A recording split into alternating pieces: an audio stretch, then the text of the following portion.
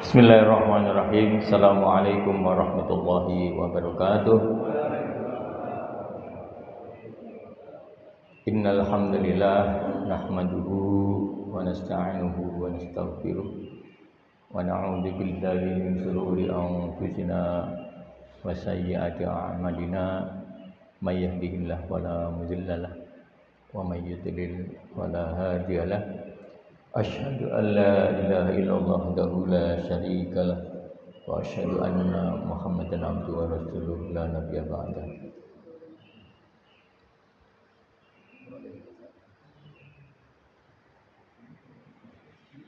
Wonten sumberipun ingkang diceklek sumberipun sosnya. Sos nggih. Nggih.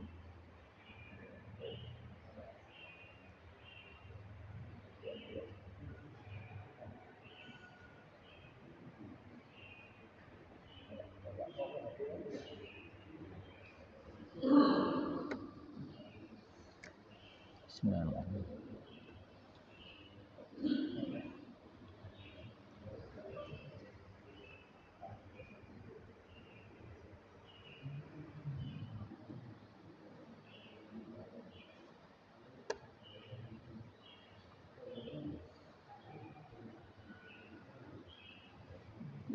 Madam menapa? Bismillahirrahmanirrahim. Bapak Ibu yang insyaallah dimuliakan Allah Subhanahu wa taala. Madam menapa menawi mboten saged tayang ya. Bersyukur kepada Allah pagi hari ini kita diberi nikmat oleh Allah Subhanahu wa taala untuk bersama-sama sholat subuh berjamaah, kemudian bareng-bareng ikut majelis taklim, satu kemuliaan yang ditunggu-tunggu oleh para malaikat. Kalau kita bisa kasat melihat malaikat yang ada di sekitar kita, maka mereka saling manggil-memanggil. Ini ada hajat, ini ada majelis yang membesarkan asma Allah Subhanahu wa taala sampai tunduk langit. Bapak Ibu, satu hal yang sangat menggembirakan, saya bisa berjamaah, berkumpul dengan semua jamaah yang ada di sini. Biasanya kabel, Pak, ini kabelipun. Nggih, kabelipun biasanya. Untuk gangguan. Karena ini sudah masuk. Tapi tidak masalah. Pagi ini kita akan ngaji bersama kajian surat Muhammad ayat 38. Saya kira Bapak Ibu sudah bisa menebak Muhammad ayat surat Muhammad ayat 38. Sampun wonten ingkang ngaos nggih? Surat tentang napa? Ayat tentang napa? Ayat tentang perang Iran. Tentang peran Iran. Peran Iran. Kalau dulu namanya bangsa Persia.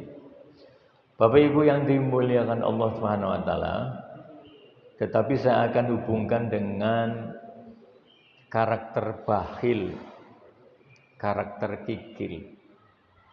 Karena karakter bakhil, kikir ini karakter yang menghancurkan peradaban umat manusia.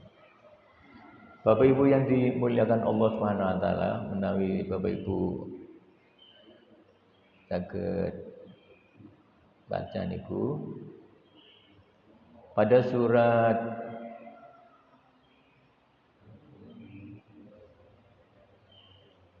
Muhammad ayat 38, maka kita bisa membaca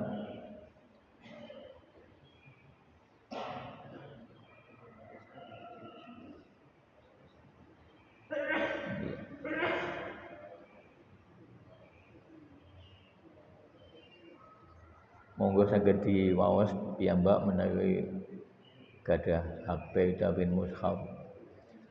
A'udzu billahi minasyaitonir rajim. Bismillahirrahmanirrahim. Ha antum haula'i tud'auna litunfiqu fi sabilillah faminkum may yabkhal wa may yabkhal fa innama yabkhalu an nafsihi wallahul ghani wa antumul fuqara wa in tatawallaw yastabdil qauman ghairakum thumma la yakunu amsalakum. Sadaqallahul azim. Saya bacakan ini supaya nanti bisa kita pikirkan bersama, apakah kita termasuk karakter yang disebutkan di dalam surat Muhammad ayat 38 yang ikut merontokkan bangsa ini, bangsa Indonesia, atau tidak. Bangsa-bangsa mana saja di dunia ini yang akan tegak, akan kuat menghadapi berbagai masalah zaman, apakah Amerika, Eropa, Israel, Palestina, Iran, India, Bangladesh misalnya, atau termasuk Indonesia, kuat apa tidak? Kurang lebih artinya, ingatlah kamu ini orang-orang yang diajak untuk menginfakkan hartamu di jalan Allah. Litunfiqu fi sabilillah. Lalu di antara kamu ada yang kikir, ada yang bakhil. Dan barang siapa yang kikir, sesungguhnya dia hanyalah kikir terhadap dirinya sendiri. Dan Allah lah yang maha kaya, sedangkan kamulah orang-orang yang membutuhkan Allah. Wa in tatawallaw yastabdil qauman ghairakum tsumma la yakunu amsalakum. Dan jika kamu berpaling, niscaya dia akan mengganti kamu dengan kaum yang lain. Dan mereka tidak akan seperti kamu ini. Quran surat Muhammad ayat 38. Bapak Ibu yang dimuliakan Allah Subhanahu wa taala, tentu saja pada saat ayat turun ini, ayat ini disampaikan kepada bangsa Arab, kepada para sahabat Rasulullah sallallahu alaihi wasallam. Perintah untuk berinfak. Litunfiqu fi sabilillah. Untuk berinfak di jalan Allah Subhanahu wa taala. Tapi ternyata sebagian bakhil. Ini ada kata yabkhal ya. Yabkhal ini makna dasarnya dari kata bukhlun ya, kekikiran, kepelitan. Menahan harta yang seharusnya diberikan kepada orang yang membutuhkan. Ini al-bukhl atau bukhlun. Ya. Menahan apa yang dimiliki dari orang-orang yang membutuhkannya. Perintah dari Allah Subhanahu wa taala di dalam surat Muhammad, litunfiqu fi sabilillah, supaya berinfak di jalan Allah. Kemudian kalau di dalam satu tafsir, di antaranya dari Ar-Raghib Al-Asfahani, ini bukan masalah harta saja. Jadi bakhil, bukhlun atau al-bukhl ini bukan hanya masalah harta. Masalah-masalah ilmu, masalah-masalah sosial, atau kebaikan lainnya yang macam-macam itu termasuk hal yang ditahan. Dua ilmu, mergo khawatir orang lain lebih pintar dari dirinya, ora diajarke. Dua ilmu, khawatir nanti saingan. Nggih. Iso iki nanti kalau saya ajarkan kepada orang lain bisa menyaingi saya, lebih pintar dari saya misalnya. Itu bakhil kepada ilmu. Ekonomi juga, sosial juga. Ada musibah, sepeser pun tidak pernah keluar. Ada kotak berjalan, keranda berjalan misalnya. Lubangnya ya tetap berlubang saja, kosong. Jadi bukan hanya harta Bapak Ibu, tapi juga ilmu, nasihat yang seharusnya diberikan kepada orang lain. Ya, alhamdulillah kalau di sini Pak RT, Pak RW kan biasanya termasuk yang tidak bakhil ya, ada informasi diberikan. Ya. Ada orang-orang yang bakhil dengan informasi tertentu karena khawatir orang lain mendapatkan nikmat. Bapak Ibu yang dimuliakan Allah Subhanahu wa taala, nanti ada karakter mirip kikir tapi lebih parah. Ya, namanya suhun. Ini lebih parah daripada bakhil. Kalau bakhil dia masih kenceng tangannya. Kenceng, enggak memberi uang, enggak memberi bantuan, enggak memberi ilmu, enggak memberi apapun nasihat. Ya, enggak mau kerja bakti di RT, di RW. Cekel waktunya, tenaganya eman-eman tenagaku. Oh, kerja bakti, bersihkan gorong-gorong, ini bakhil. Jadi Bapak Ibu, kalau di antara kita masih punya karakter boten purun kerja bakti, eman-eman tenagane, eman waktune, itu termasuk bagian dari sifat bakhil. Jadi kata bakhil, kata ulama-ulama tafsir, ini termasuk bukan hanya masalah uang, bukan hanya masalah harta benda. Nah, Bapak Ibu yang dimuliakan Allah Subhanahu wa taala, perintahnya litunfiqu fi sabilillah. Tapi memang karakter manusia ya faminkum mayyabkhal, sebagian dari kamu itu bakhil. Ya. Tetapi orang yang bakhil niku kerugiannya akan datang kepada dirinya. Pertama, bakhil orang itu kerja bakti, eman-eman waktune, otomatis ada hukuman dari sosial nggih. Orang akan memandang ini orang kok begini, asosial, tidak mau berbaur dengan masyarakat, maka ada hukumannya otomatis, dia akan stres. Orang yang menahan hartanya itu akan dibuat pusing oleh hartanya. Khawatir hartanya hilang, rumahnya kunci, ini orang mau pisan tok, gembok, pagar digembok, pintu rumah digembok. Pikirannya itu stres.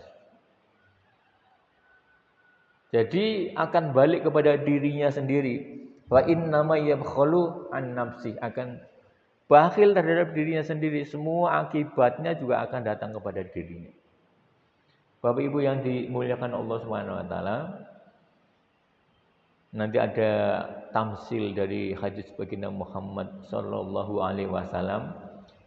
Bagaimana orang yang bakhil dengan orang yang munfik, orang yang suka berinfak.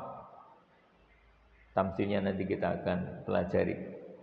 Kita lanjutkan, wa in tatawallaw yastabdil qauman ghairukum tsumma la yakunu amsalakum. Dan jika kamu berpaling, jika orang Arab berpaling dari apa? Berpaling dari taat kepada Allah, tidak mau berinfak, tidak mau membela orang Palestina, tidak mau membela orang Gaza, justru bekerja sama dengan orang Israel, ini termasuk berpaling. Orang Yaman, alhamdulillah mau membantu. Tapi yang lain-lain yang sudah kaya, termasuk Saudi Arabia, ini termasuk berpaling. Kalau tidak mau membantu Palestina, malah bertekuk lutut di bawah ketiak Amerika Serikat, ini termasuk wa in tatawallaw yastabdil, maka akan terjadi yastabdil qauman, akan diganti oleh kaum yang lain, qauman ghairakum, orang-orang yang lain. Ini Bapak Ibu yang dimuliakan Allah Subhanahu wa taala, sepintas saya sampaikan dari tafsir para ulama. Kesatuan, kemandirian umat Islam ini yang menjadi kunci kejayaan umat Islam. Tetapi kejayaan umat Islam tidak tergantung pada satu keluarga, satu ras, satu bangsa, satu negara, tidak. Umat Islam akan bersatu mandiri tidak tergantung pada satu suku bangsa atau satu bangsa. Tidak tergantung pada Arab Saudi. Bahkan bisa jadi yaktadil qauman ghairukum. Insya Allah kalau mereka memang betul-betul berpaling dari Allah SWT, maka Allah SWT akan gantikan Arab Saudi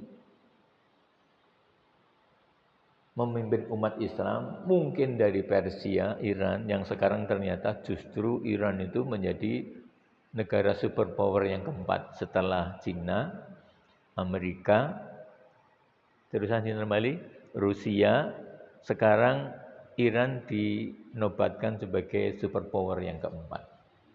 Tidak ada yang menyangka Iran begitu kuat, dibombardir oleh sekutu Amerika dan Israel, ternyata masih bertahan dan bisa membalas.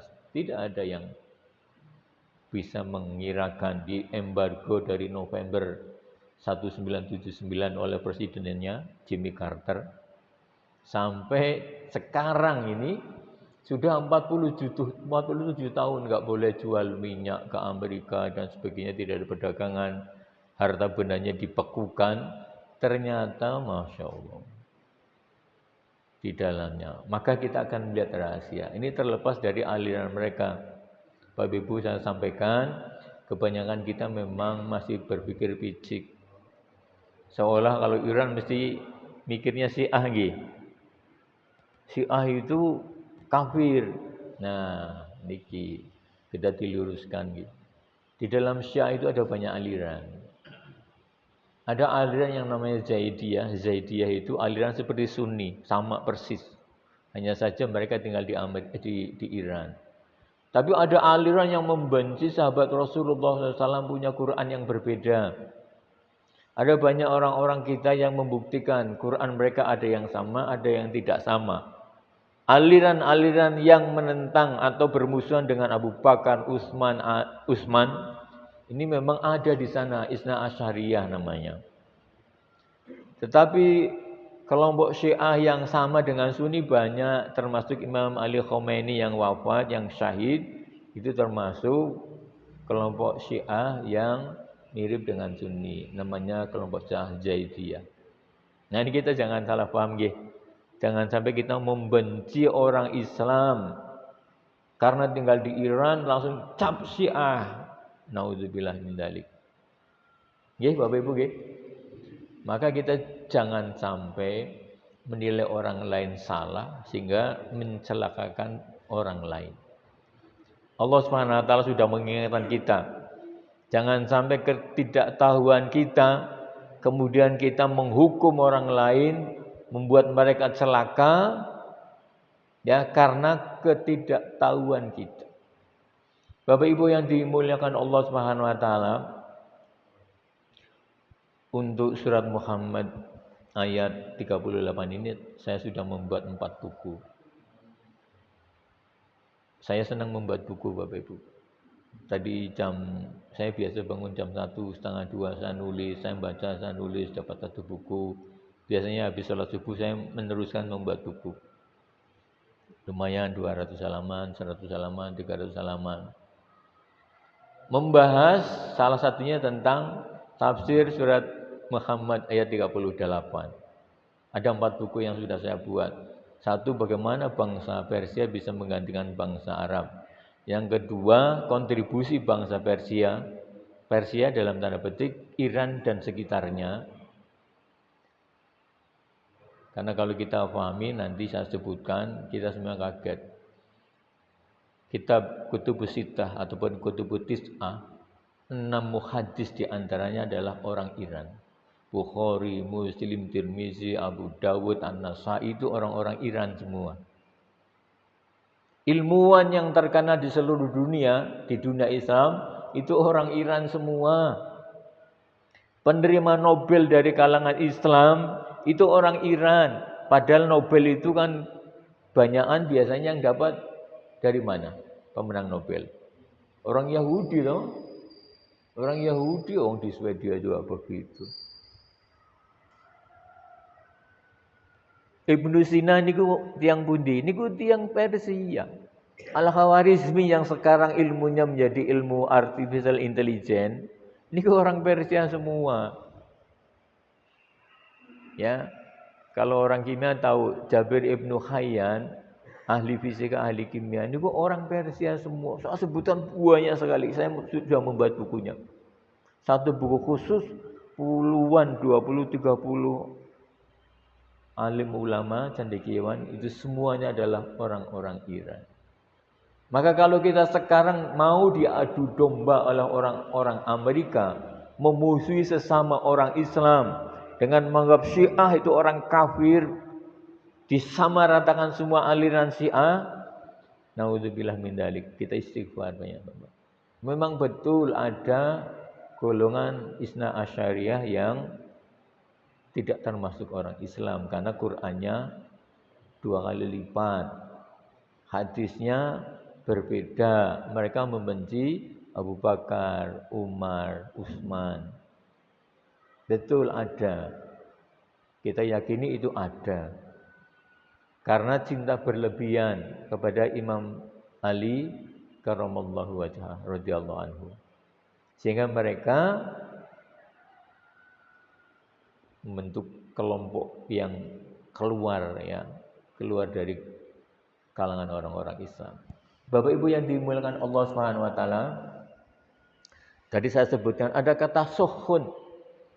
Ini adalah kekikiran yang disertai ketamakan. Sampai ingin memiliki harta benda orang lain, apa yang dimiliki orang lain pun dia pengen miliki, direbut dengan cara apapun. Ini namanya suhun. Sifat batin yang mendorong seseorang untuk pelit dan berkeinginan untuk memiliki harta benda orang lain, ini atau suhun. Tetapi dalam konteks Al-Quran, surat Muhammad ayat 38, maka kata bukhlun atau al-bukhl ini dikaitkan dengan ketidaktaatan kepada Allah Subhanahu wa taala. Ya, bisa jadi tidak mau berinfak, bisa jadi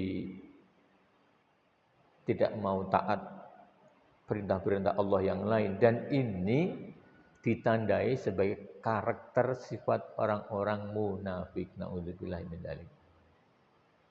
Jadi kalau ada bagian berapa persen sifat bukhlun dalam diri kita, maka sebesar itulah karakter munafik di dalam diri kita. Naudzubillah.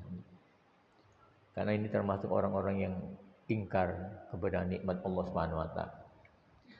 Wa ma yabtakhal fa inna ma yabkhalu an nafsi wallahu al-ghaniyyu wa antumul fuqara. Bapak Ibu yang dimuliakan Allah Subhanahu wa taala, sebenarnya saya sudah menulis lengkap, nanti bisa saya sampaikan. Mungkin ini hanya kabelnya saja, supaya bisa dikaji bersama. Ada satu hadis. Hadis ini menjadi penjelas surat Muhammad ayat 38. Tadi disebutkan ada satu kata, wa in tatawallau yastabdil qauman ghairakum tsumma la yakunu amsalakum. Jika kamu berpaling, niscaya dia akan mengganti kamu dengan kaum yang lain, dengan bangsa yang lain, dan mereka tidak akan seperti kamu yang tidak taat. Nah, dalam satu hadis diriwayat dari Tirmizi, ini derajatnya hasan atau sahih, hasan sahih. Disebutkan dari Abu Hurairah radhiyallahu anhu, saya sebutkan, saya singkat aja. Ketika Rasulullah SAW membaca potongan ayat Muhammad 38 tadi, bahwa akan diganti suatu kaum dengan kaum yang lain yang lebih baik, maka para sahabat bertanya, "Ya Rasulullah, man haula'il ladina in tawallain tubdilu bina tsumma la yakunu amsana." Wahai Rasulullah, siapakah kaum yang jika kami ini berpaling, tidak taat, mereka akan menggantikan kami dan mereka tidak seperti kami. Artinya mereka akan taat, tidak seperti kami yang tidak taat. Maka Rasulullah SAW menepuk paha. Dalam riwayat lain ada yang menepuk paha, ada riwayat lain mengatakan menepuk pundaknya Salman Al-Faris. Ini. Hadza wa qaumuhu. Ini loh Salman dan kaumnya. Bangsanya siapa? Bangsanya Salman Al-Faris. Nama saja julukannya Salman Al-Faris. Salman dari Persia. Laukana din ingda suraya latanawalahu rijalum minal fars. Seandainya agama ini, ilmu, iman ini ada di bintang yang paling tinggi yang tidak dijangkau, maka orang-orang laki-laki dari Persia ini yang akan mencarinya. Ini adalah nubuwah. Ayat nubuwah, kabar kenabian dan hadis tentang kabar kenabian. Ada rahasia dari Rasulullah SAW. Sambil nepuk paha atau pundak Rasulullah. Ada wa qaumuhu. Salman Al-Faris dan kaumnya. Bapak Ibu yang dimuliakan Allah Subhanahu wa taala, kenapa orang Persia? Rasulullah memang mencontohkan Persia, tapi ulama mengatakan bisa jadi Persia, bisa jadi Eropa, Rusia yang sekarang orang-orang berbondong-bondong masuk Islam. Monggo Bapak Ibu yang pernah ke luar negeri. Saya waktu riset doktoral saya di Austria, hampir tiap Jumat itu orang-orang pada masuk Islam. Saya selalu mendapatkan makanannya. Mereka syukuran toh. Orang-orang asli. Saya kebetulan riset di Austria itu. Wah, tiap Jumat pasangan suami istri masuk Islam. Berbondong-bondong masuk Islam. Karena mereka telah melihat kebenaran Al-Quran, Bapak Ibu. Telah melihat kebenaran Al-Quran. Kenapa bangsa Persia bisa seperti itu? Ada tanda-tandanya, Bapak Ibu. Nah, saya akan uraikan. Walaupun waktunya hanya sampai jam 6 gitu. Kudune 2,5 jam. 2,5 jam. Bapak Ibu yang dimuliakan Allah, ketekunan, kecerdasan mereka sudah terbukti sepanjang masa. Ya, sudah terbukti sepanjang masa. Kegigihan mereka adalah bangsa besar.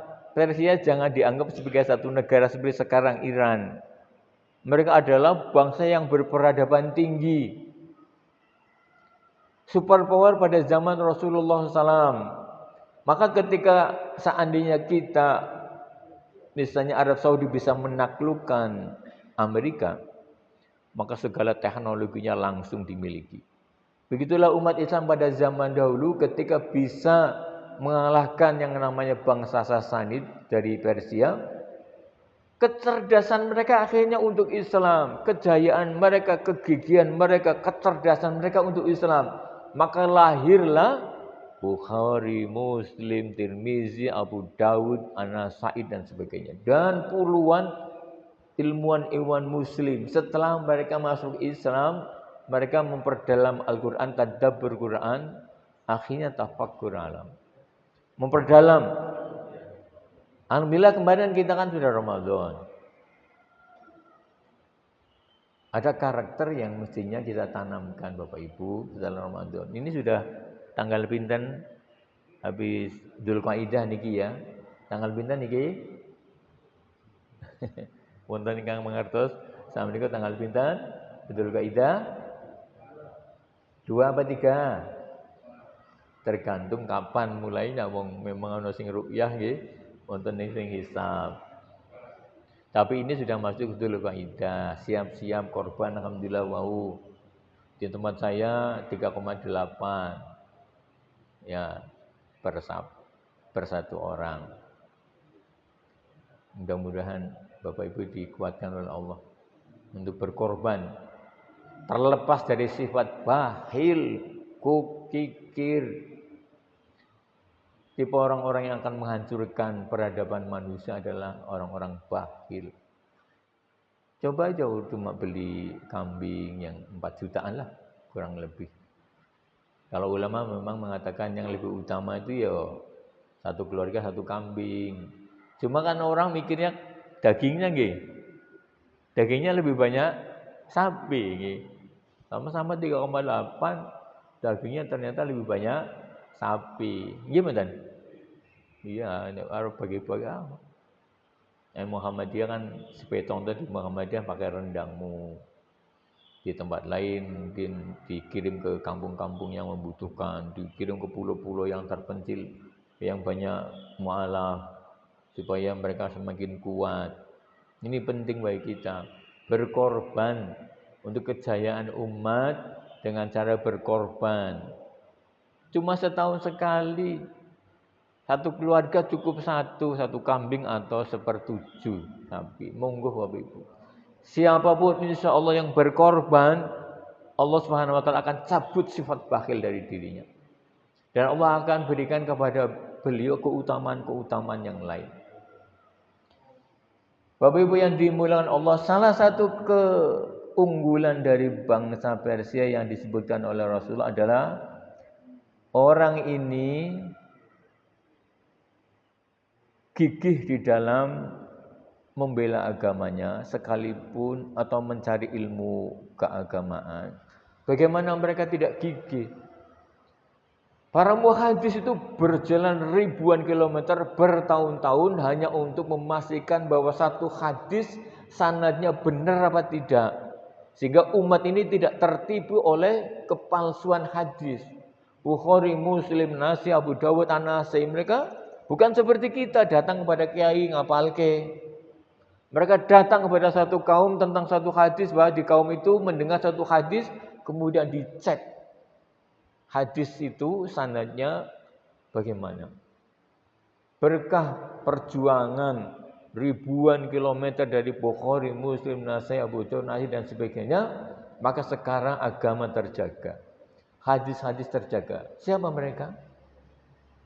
Mereka adalah orang-orang Persia, Iran dan sekitarnya. Bukan hanya Iran yang sekarang. Kalau Iran yang sekarang itu hanya bagian, gitu. Tapi Iran dan sekitarnya. Mereka orang-orang cerdas, orang-orang jenius, orang-orang gigih yang dinubuahkan oleh Rasulullah SAW. Sekalipun agama ada di bintang yang paling tinggi, mereka akan mengejarnya. Mereka gigih.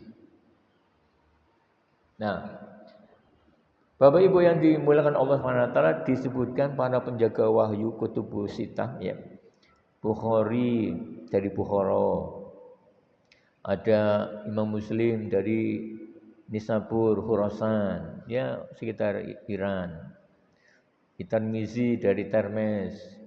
Imam Abu Dawud dari Sistan, sekarang masih di negara Iran. Imam An-Nasai dari Khurasan. Imam Ibnu Majah dari Qazwin. Ini 6 diantaranya adalah muhaddis dari kutubus sittah. Bapak Ibu yang dimuliakan Allah, saya sebutkan keunggulan mereka supaya dalam diri kita ada semangat. Selama ini kita ini silo dengan Eropa, dengan Amerika. Amerika itu IQ-nya jauh di bawah orang Iran. Jauh banget, ya. Kehebatan mereka, kecerdasan mereka, saya sudah tulis bukunya, banyak sekali ilmuwan-ilmuwan dari Persia. Al-Khawarizmi, Ibnu Sina, Abu Bakar Ar-Razi, At-Tabari, tafsir At-Tabari kita memahaminya, Jabir Ibnu Khayyan, itu sebagian kecil dari ratusan, ya, dari ratusan. Bapak Ibu yang dimuliakan Allah, sekarang kita buktikan secara empiris modern dengan data, dengan fakta. Apakah betul nubuah dari baginda Muhammad SAW? Dan kenapa mereka sekarang bisa kuat? Apa hubungannya dengan sifat bakhil orang-orang Arab sekarang yang tidak mau membela saudaranya Muslim di Palestina? Ya, kedudukan mereka sekarang jauh di atas negara-negara Arab. Orang-orang Iran sekarang kedudukannya di pandangan dunia jauh di atas orang-orang Arab yang kaya raya, yang tidak diembar ke Amerika, justru bekerja sama dengan orang-orang Amerika. Bapak Ibu, saya sampaikan, Iran itu bangsanya secara rata-rata mempunyai IQ peringkat 4 dunia. Peringkat 4 dunia. Rata-rata sekitar 104, 106. Ini sudah termasuk superior. Hampir superior. Rata-rata. Ranking pinten? 4. Amerika ranking berapa? Cuma ranking 45. Cuma ranking 31. Amerika 31. Jauh dengan 4. Ini ukuran IQ. IQ itu ukuran kecerdasan manusia menurut standar orang barat. Bukan ukuran kecerdasan asli, bukan. Ada tes kecerdasan menurut standar orang barat. Ya, kalau dites dengan standarnya orang barat ini seperti ini. Orang Amerika hanya 31. Israel meneh sing wah ra karuan itu. Itu cuma ranking 50. Underdog dia. 50. Kalah cerdas. Walaupun IQ itu bukan ukuran segalanya, tetapi ini ukurannya orang-orang barat. Mereka punya standar kecerdasan dengan ukuran mereka sendiri. Ketika menggunakan standar yang sama, Iran nomor 4. Ada Jepang, ada Cina di atasnya, ada orang Korea Selatan, itu 5 besar. Ya. Amerika pun 31. Pemenang kok Israel. Lah Indonesia pinten niki? Ranking pinten Indonesia? Ya lumayan lah, alhamdulillah. Dari kurang lebih 200 negara, Indonesia masuk rata-rata ranking 131. Alhamdulillah, tengah-tengah lah ya. IQ-nya pokoknya sekitar 91-92. Rata-rata IQ Indonesia melalui standar internasional, rata-rata IQ Indonesia 91-92. Ini sudah masuk normal, Pak. Asal sudah di atas 90 menurut standar Eropa, standar kecerdasan orang Indonesia itu sudah normal. Di atas 90. Jauh dari Iran nggih. India masih di bawah. Lah orang Arab sekitarnya termasuk Arab Saudi kalau dites dengan standar Eropa, standar barat, ini jauh di bawah kita, Pak. Mereka hanya 80-an. IQ mereka, mohon maaf ini bukan ukuran kecerdasan asli ya. Kalau diukur dengan kecerdasan ala barat, orang-orang Arab, orang-orang sekitarnya itu hanya 80-an, masih di bawah rata-rata. Tapi sayangnya orang Indonesia masih di bawah orang Malaysia, masih di bawah Thailand, apalagi masih di bawah Singapura. Singapura masuk 5 besar. Tapi sekarang pun Singapura mulai bangkrut. Nah, sebagai gambaran Bapak Ibu, di dunia 10 besar itu Jepang pertama, Korea Selatan, Tiongkok, Iran nomor 4, Taiwan, Singapura, Hong Kong, Belarusia, Finlandia, Jerman. Jerman nomor 10, Amerika underdog 31, Israel 50. Indonesia alhamdulillah enggak sampai goreng iso. 131. Lumayan dari 200. Lumayan nggih. Nah, sebagai standar kita bisa melihat kecerdasan dari ukuran yang umum, karena ukuran berbeda-beda tapi ukuran umum. Kalau di bawah 90 berarti di bawah rata-rata. Kalau 90-an nggih, itu sudah termasuk rata-rata lah. Ya mboten underdog. Bapak Ibu nanti ngukur mboten enggak ya, enggak pernah nggih. Orang enggak ada kepentingannya kecuali untuk sekolah, pendidikan untuk penempatan vokasional yang benar. Kalau IQ-nya, karena IQ kan macam-macam, ada yang bahasa, ada yang mekanik, ada sains, ada macam-macam. 90 sampai 109 itu rata-rata. Kalau 110 sampai 119, 10 ya, itu rata-rata atas. Kalau yang superior, otaknya superior itu 120 sampai 129. 120 sampai 129 itu superior. Ini standar rata-rata. Superior, di atas cerdas. Yang di atas 130 itu sangat superior. Jenius. Monggo kalau Bapak Ibu ngecek anaknya supaya bisa melihat bakatnya kemana. Oh, bakatnya membuat rudal balistik misalnya di Iran. Iran bisa membuat rudal balistik, otaknya encer kok. Ya. Kalau 106 rata-ratanya artinya ada yang sangat superior. Dia mau membuat apa saja walaupun diembargo 47 tahun, dia bisa membuat nuklir. Selama ini kan Iran dimusuhi sebabnya sepele dulu, Pak.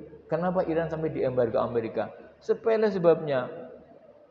Setelah terjadi revolusi Iran, ada mahasiswa radikal menduduki kedutaan besar Amerika Serikat di Teheran, mengambil alih. Akhirnya dimusuhi Amerika sampai sekarang 47 tahun. Tahun 79 saya masih SMP SMA, ya Allah, masih SMP. Dari tahun 79 sampai sekarang di embargo. Kalau kita ya langsung kelimpungan loh, Indonesia nggak punya apa-apa. Secara umum otaknya masih di bawah 100. Masih di bawah 100. Ya, 91 92. Kalau 130 ke atas sangat superior. Ada yang IQ-nya di atas 130, Bapak Ibu? Habibie itu sekitar 160-an. Saya diukur waktu SMA saya diukur. Kemudian kemarin saya ngecek tes juga, alhamdulillah masih sama. Masih di atas 130, alhamdulillah. Ya. Ya 130 ya di atas 130, alhamdulillah. Tak kira tua menjadikan saya makin bodoh, ternyata sama, imbang. Tapi itu kan cuma IQ kan cuma ukuran, ada yang suaranya merdu, ada yang ganteng, ada yang kaya. Itu kan anugerah dari Allah, tidak ada kebanggaan sedikit pun, hanya ukuran otak saja. Ya. Ada orang yang suaranya bagus, ada yang badannya kekar, itu kan anugerah dari Allah. Tidak semua orang diberikan. Apakah itu ukuran kesuksesan? Bukan. Enggak ada sedikit pun kebanggaan bahwa IQ-nya tinggi, IQ-nya rendah, terus minder, enggak. Kaya terus bangga, itu semuanya kan dari Allah. Kalau kejeduk mumet terusan, paling yo hilang. Semuanya milik Allah. Nah, Bapak Ibu yang dimuliakan Allah SWT, mudah-mudahan orang Indonesia tentu dengan ukuran yang tepat akan lebih bagus lagi. Standarnya kita buat sendiri, jangan ikut Eropa. Eropa kan memang sekuler. Saya membuat satu buku penelitian ilmiah kecerdasan penghafal Quran. Ini buku ketiga. Buku yang pertama adalah tentang Persia yang akan menggantikan bangsa Arab kalau mereka ingkar. Yang kedua adalah kontribusi ilmuwan Muslim Persia terhadap dunia dan diakui sampai sekarang. Yang ketiga adalah penelitian ilmiah IQ penghafal Al-Quran. Kalau Bapak Ibu anaknya mau cerdas, ukuran Islam yaitu ukuran Quran, hafalkan Quran. Anak-anak menghafal Quran. Ternyata penelitian ilmiah membuktikan otak penghafal Quran ini dirombak oleh Allah Subhanahu wa taala. Dirombak oleh Allah. Kecerdasannya akan lebih tinggi daripada bukan penghafal. Nah, monggo Bapak Ibu, sakniki hafalannya pun kathah napa dereng. Bapak Ibu saderengipun anak-anak. Kalau mau cerdas, mau jenius, hafalkan Quran. Tapi tujuannya bukan untuk cerdasnya, untuk memahami. Supaya kita ini Allah mampukan otak kita. Anak-anak penghafal Quran, saya menilai, kebetulan saya juga bimbing di Pondok Tahfidzul Quran Luqmanul Hakim Patemon itu ya. Itu mereka cerdas. Saya bimbing kalau ada daurah tafsir Quran. Karena kan harus minimal tahu bahasa Arab. Mereka menerjemahkan bahasa Arabnya, kemudian mereka memahami arti per ayatnya maksudnya apa. Karena kalau kita membaca Al-Quran hanya arti itu bisa keliru Bapak Ibu. Kita harus membaca tafsirnya. Saya paling tidak 4. Saya membuat aplikasi untuk bisa memahami tafsir. Paling tidak Kemenag lah ya, kemudian tafsir Jalalain, kemudian Ibnu Katsir, kemudian yang di Indonesia ya dari Pak Y. Quraish Shihab. Minimal itu. Supaya kita memahami Al-Quran, menghafal juga. Saya pernah menyampaikan Pak Kiai Kamdo, kalau mau sare, baca Al-Baqarah full sampai selesai. Paling-paling 1 jam 15 menit lah. Baca terus Al-Baqarah. Supaya keluarga kita, rumah kita dijauhkan dari gangguan setan. Hadisnya sahih. Baca Al-Baqarah, kalau anak kita sakit, Al-Baqarah sampai khatam, sekali baca, sekali duduk khatam. Kalau nggak sanggup, gantian sama istri atau sama anak. Mudah-mudahan rumah kita diberkahi oleh Allah Subhanahu wa taala dengan membaca surat-surat yang diberikan kepada kita.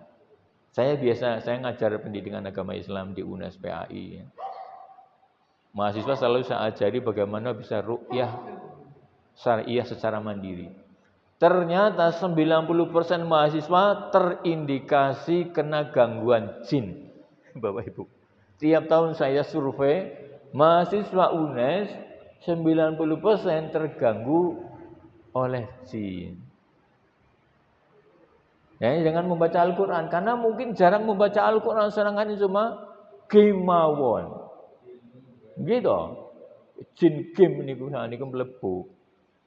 Jangan disangka aplikasi-aplikasi itu tidak membuat rusak. Kemarin Facebook dengan perusahaannya Meta baru denda karena membuat aplikasi yang membuat anak-anak kecanduan, didenda triliunan. Sengaja membuat anak-anak kecanduan. Ini jinnya bisa masuk, Bapak Ibu. Kalau ukuran kita, jinnya mengganggu dia, otaknya akan rusak. Ya. Obatnya hafal Quran, menghafal Quran, membaca Quran, murojaah. Ya dimulai dari Bapak Ibu dulu di rumah, menjelang tidur atau biasakan dalam waktu-waktu tertentu membaca. Kalau mau cerdas. 8 jam membaca kitab, membaca buku, membaca Al-Quran, 8 jam minimal. 8 jam kerja, 8 jam istirahat bersama keluarga bareng, kan 8 jam untuk membaca buku, membaca Al-Quran dan sebagainya, ngaji Bapak Ibu, insya Allah anak kita akan cerdas. Orang Yahudi itu IQ-nya kan cuma ranking 50, tapi mereka membiasakan membaca. Kalau istrinya hamil, jangan cuma tiduran mawon. Ambil baca buku sampai anaknya jadi pintar. Bapak Ibu yang dimuliakan Allah Subhanahu wa taala, ada satu hadis dari riwayat Bukhari Muslim. Masalul bakhili wal munfiq kama salih rajulaini alaihima jubbatani min hadid. Perumpamaan orang yang bakhil dan orang yang berinfak adalah seperti 2 orang laki-laki yang mengenakan baju zirah dari besi min hadid. Ini kalau orang bakhil, kalau disuruh litung fiku fi sabilillah, maka dia makin dadanya itu makin membesar, baju zirahnya makin mengecil, sesek. Jadi kalau ada perintah litung fiku fi sabilillah, langsung kenceng, dadanya membesar, baju zirah, baju besinya, ini perumpamaan ya, baju zirahnya menyempit, maka dia semakin tersiksa, semakin susah hidupnya. Ini perumpamaan orang-orang yang bakhil. Kalau ada perintah, ada ajakan, ada permintaan untuk urunan, wah langsung dadanya membesar, baju zirah, baju besi ini menyempit. Baju zirah, baju besi itu ibarat harta benda. Harta bendanya akan membuat dirinya sempit, berpikiran susah. Kekayaannya justru akan membuat dia susah, ini baju zirah. Tapi bagi orang-orang yang munfik, yang berinfak, ketika dia berinfak, maka baju zirahnya membesar. Harta bendanya menyelamatkan dia. Harta bendanya membuat dia semakin lega, dadanya lapang, jiwanya lapang. Baju zirah adalah harta benda. Ini perumpamaan yang disampaikan oleh baginda Muhammad sallallahu alaihi wasallam dalam hadis riwayat Bukhari dan Muslim. Maka Bapak Ibu yang dimuliakan Allah, mari jangan kenceng-kenceng, tetapi kita tengah-tengah. Kita umat Islam, umatan wasato. Wasatiyah itu karakter umat Islam. Ya, keluarga tetap, karena yang paling besar pahalanya adalah berinfak kepada keluarga yang menjadi tanggungnya, kepada istri, kepada anak. Jangan sampai lomah kepada orang lain, tapi istrinya nggak pernah diberi yang cukup, anaknya nggak diberi yang cukup. Ini pamer itu namanya. Istrinya dulu, keluarga dulu yang menjadi tanggungannya, penuhi semua kebutuhannya, anaknya juga, sehingga istrinya itu mendoakan dirinya. Karena ini yang paling besar pahalanya. Kemudian kalau memang sekarang kan banyak kelebihan, tapi sebagian juga diberikan kepada fakir miskin, anak-anak terlantar, untuk masjid, sabilillah dan sebagainya, supaya kita terhindar dari sifat bakhil yang semakin sesak dada kita, harta benda kita makin membuat susah kita. Ini Bapak Ibu yang dimuliakan Allah Subhanahu wa taala. Sifat-sifat bakhil ini destruktif, merusak, apalagi yang syuh. Ya, sudah bakhil, serakah. Bakhil dan ingin memiliki harta benda orang lain. Ini syuh. Kalau dalam satu hadis disebut umayyuka suha nafsihi faulaika humul muflihun. Barang siapa yang dipelihara dari kekikiran dirinya, yaitu syuh. Ini sifat syuh lebih parah daripada bukhlun, maka merekalah orang-orang yang beruntung, yaitu mencapai kejayaan. Surat Al-Hasyr ayat 9. Apakah ada ancaman Bapak Ibu? Ancaman bukhul saya sampaikan dari satu hadis Bukhari Muslim ini. Saya bacakan artinya saja. Tidak ada satu hari pun, ini hadis sahih Bukhari Muslim. Tidak ada satu hari pun di mana hamba-hamba Allah bangun di pagi hari, melainkan ada dua malaikat yang turun. Salah satunya berdoa, "Ya Allah, berikanlah ganti bagi orang-orang yang berinfak, yang munfik." Doa malaikat itu kabul betul. Kabul. Orang-orang yang berinfak, Allah akan beri ganti. Sedangkan yang lainnya berdoa, "Ya Allah, berikanlah kehancuran bagi orang-orang yang menahan hartanya atau kikir." Naudzubillahi min dzalik. Doa malaikat kabul, Pak. Ini doa malaikat tiap pagi. Dua jenis malaikat turun. Satu mendoakan orang-orang yang berinfak supaya diberi ganti yang lebih baik. Satu doa malaikat untuk orang-orang yang kikir supaya dihancurkan. Naudzubillah min dzalik. Pengen buatan dihancurkan. Doa malaikat, ya Allah, tiap pagi mendoakan orang-orang yang berinfak. Maka ada sedekah subuh.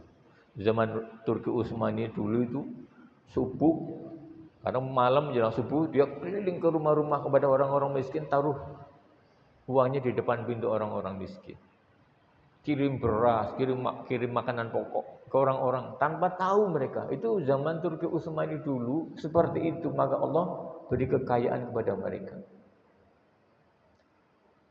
Terhindar dari sifat bakhil. Bapak Ibu yang dimuliakan Allah, maka seandainya bangsa Arab sekarang bakhil, tidak mau membela Palestina, tidak mau membela sesama orang Islam, justru mereka bermesraan dengan Israel, naudzubillah laknatullah, maka bangsa Arab akan digantikan perannya oleh bangsa-bangsa lain. Mungkin bangsa Persia yang sekarang membela Palestina. Insyaallah Indonesia, insyaallah. Tapi jangan bakhil. Jangan bakhil. Alhamdulillah Indonesia termasuk tidak bakhil, karena kan kita mengumpulkan bantuan terus, nggih. Melalui masjid setiap Jumat, setiap pengajian dan sebagainya, kumpulkan. Bela Palestina, kirim ke sana. Supaya betul-betul kita diterima oleh Allah Subhanahu wa taala doanya diganti oleh Allah kemakmuran. Kenapa sekarang Indonesia kayak begini? Mungkin kurang besar bantuan kita kepada fakir miskin, anak-anak terlantar, kepada yatim piatu, kepada bangsa-bangsa yang tertindas. Kalau ada musibah kita masih awal kencang. Ya. Jangan disangka aman, bakhil, ora urunan, aman, ora dicatet tok. Nang masjid ora dicatet misalnya, aman. Allah Maha tahu mana yang bakhil, mana yang kikir. Doa malaikat selalu tiap pagi kok. Salah satunya adalah yang suhun. Ini bahaya sekali. Kurang 6 menit. Bapak Ibu yang dimuliakan Allah Subhanahu wa taala, terakhir 3 pilar mencegah runtuhnya peradaban kita. Yang pertama, hilangkan karakter bakhil yang kikir supaya bangsa kita terjaga peradabannya. Kalau ada infak untuk pembangunan masjid, ayo hatta 1.000, 2.000, 50.000. Tidak masalah, yang penting kita lepas dari sifat bakhil. Hari itu saya punyanya cuma 10.000, 10.000 masalah. Zaman saya nikah awal, saya itu masih S2 di UGM. Namanya nganten anyar ya. Kadang-kadang orang di dudung, saya masih kuliah S2 waktu itu di UGM. Ya saya tidak menguji, tapi ya Allah, dino iki istriku orang di duit, aku orang di duit. Saya cuma ngomong, bagi saya istri itu wali. Istri yang solehah itu wali. Saya selalu menggunakan wasilah istriku yang soleh, yang solehah.